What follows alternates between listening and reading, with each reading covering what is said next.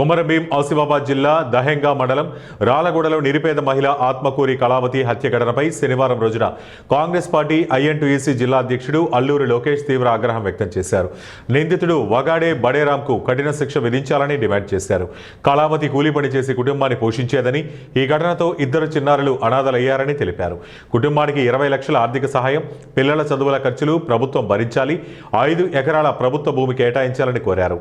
కుటుంబాన్ని పరామర్శించిన వారిలో దుర్గం లింగయ్య, దేవాకర్ గౌడ్, వేములవాడ రమేష్, భాగ్యలక్ష్మి, గ్రామ పెద్దలు తదితరులు పాల్గొన్నారు. నిజంగా ఈ నిరుపేద కుటుంబంలో జరిగినటువంటి అన్యాయాన్ని దృష్టిలో పెట్టుకొని ఈ ప్రభుత్వ పరంగా కూడా వాళ్లకు కనీసం ఒక ఇల్లు, మామూలుగా ఇల్లు ఉంది కాబట్టి ఇల్లు ఇవ్వాల్సిన అవసరం ఉంది. అట్లనే ఒక భూమి లేనటువంటి వాళ్ళు కూలీనాలి చేసుకుంటున్నటువంటి కుటుంబం కాబట్టి ఆ కుటుంబానికి ఒక 5 ఎకరాల ప్రభుత్వ భూమిని కేటాయించాలని చెప్పేసి కోరుతా ఉన్నాం. అట్లనే ఇద్దరు పిల్లలు, ఒక చిన్న పాప 8th క్లాస్ చదువుతుంది, ఒక బాబు 10th చదువుతున్నాడు. ఈ పిల్లలకు పూర్తి బాధ్యత ప్రభుత్వం తీసుకొని వీళ్లకు ప్రభుత్వపరమైనటువంటి మంచి స్కూళ్ళల్లో, హాస్టల్లో చదివించేటువంటి ఖర్చులన్నీ కూడా ప్రభుత్వమే భరించాలని చెప్పేసి కోరుతున్నాం. అట్లనే ప్రభుత్వం కూడా కనీసం వీళ్లకు 50 లక్షల ఎక్స్గ్రేషియా ప్రభుత్వ పరంగా కూడా ఇవ్వాలని చెప్పేసి మేము కోరుతా ఉన్నాం.